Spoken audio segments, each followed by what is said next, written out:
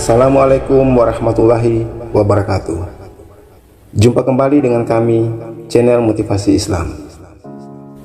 Inilah akidah dan cara belajar dan mengelola nafas. Zikir nafas ini adalah zikir sir atau rahasia tanpa kata-kata dan suara, hanya mengalihkan atau fokus pada satu titik, yaitu pada nafas yang keluar dan masuk melalui hidung dengan mengamalkan amalan zikir-zikir tertentu. Pada saat berzikir, ingatlah wahai diri, lepaskanlah atau hilangkan segala keinginan atau kekuatan serta kebesaran dirimu. Karena ingatlah wahai diri, berhati-hatilah, karena engkau akan diberi dua jalan, yaitu jalan kesesatan dan jalan kenikmatan.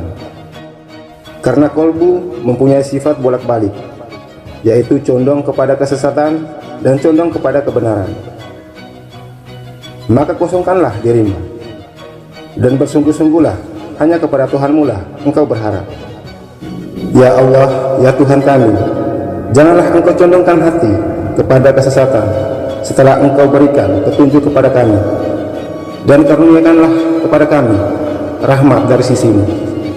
Sesungguhnya engkau maha pemberi. Maka bertobatlah engkau dengan sungguh-sungguh, wahai diri. Ketika engkau mengamalkan zikir nafas tersebut, lapangkanlah dan tenangkanlah hatimu agar tidak berbolak-balik dan tetap pada kebenaran. Berlindunglah engkau kepada Allah Subhanahu wa Ta'ala.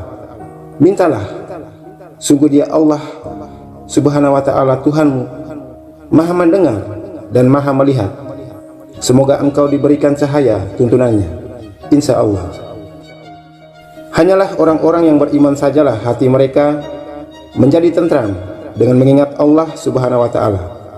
Ingatlah wahai diri, hanya dengan mengingat Allah hati mereka menjadi tentram. Hanyalah orang-orang yang menghadap Allah dengan hati yang bersih, maka surga didekatkan kepada orang-orang yang bertakwa. Allah berbuat demikian untuk menguji apa yang ada di dalam dadamu, wahai diri, dan untuk membersihkan apa yang ada dalam hati atau kolbumu. Maka menjadi tenanglah zahir dan batinmu. Dialah Allah Subhanahu wa Ta'ala yang telah menurunkan ketenangan ke dalam hati orang-orang mukmin untuk menambah keimanan atas keimanan mereka.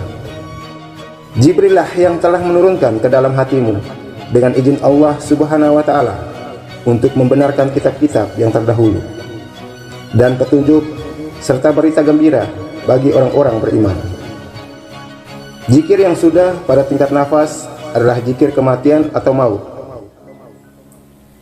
Maka berjihadlah dan berkorbanlah keakuanmu, wahai diri. Matikanlah dirimu dan nafasmu sebelum mati, sehingga engkau dapat masuk ke dalam diri. Ingatlah, Tuhanmu berada di dalam jiwamu dan rasamu.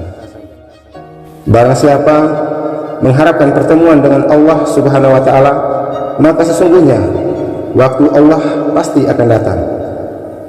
Dan Dia Allah maha mendengar, maha mengetahui. Dan barang siapa berjihad, maka sesungguhnya jihadnya itu untuk dirinya sendiri. Sungguh Allah maha kaya dari seluruh alam. Ada orang-orang yang mengorbankan jiwanya untuk mencari ridho Allah Subhanahu wa Ta'ala. Wahai orang-orang yang beriman, masuklah ke dalam penyerahan diri atau Islam secara total atau keseluruhan, dan janganlah kamu ikut langkah-langkah setan. Sungguh ia musuhmu yang nyata bagimu. Ingatlah wahai diri, ketika Tuhanmu mengeluarkan anak-anak Adam dari sulbi mereka, dan Allah mengambil kesaksian terhadap diri mereka seraya berfirman, bukankah aku ini Tuhanmu? Mereka menjawab, betul, kami menjadi saksi. Kami lakukan yang demikian itu agar di hari kiamat kamu tidak mengatakan, sesungguhnya kami Bani Adam adalah orang-orang yang lengah terhadap keesahan Tuhan. Quran Surah Al-A'raf ayat 172. Wahai diri, ingatlah olehmu Sesungguhnya aku bersifat abadi, tidak bisa mati, tidak bisa rusak. Aku memiliki kekuasaan, kebijaksanaan, dan kenyataan. Aku inilah yang akan kembali. Sesungguhnya aku adalah berasal dari Allah, dan kepadanya lah aku kembali. Dan aku adalah hakikinya, manusia yang tidak pernah tidur, tidak pernah mati, abadi, selalu sadar, tidak pernah mengalami sedih dan takut. Aku sang ruh suci dan fitrah yang mampu menembus alam mimpi dan alam malakut. Orang yang sampai kepada martabat mukmin ialah cermat dalam pelaksanaan hukum Allah Subhanahu wa ta'ala. Hatinya tidak cenderung kepada harta, selalu merasa cukup dengan apa yang ada, dan tidak sayang membantu orang lain dengan harta yang dimilikinya.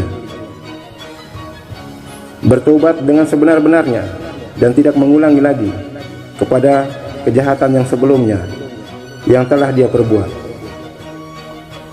Ruhnya cukup kuat untuk menanggung kesusahan dengan sabar dan bertawakal kepada Allah Subhanahu wa ta'ala. Kehalusan dan kerohaniannya membuatnya merasa malu kepada Allah Subhanahu wa ta'ala dan merendah diri padanya, Allah Subhanahu wa ta'ala, karena dia tidak lagi melihat dengan mata ilmunya, tetapi melainkan dia melihat dengan mata hatinya. Insya Allah, amin ya rabbal alamin. Wassalamualaikum warahmatullahi wabarakatuh.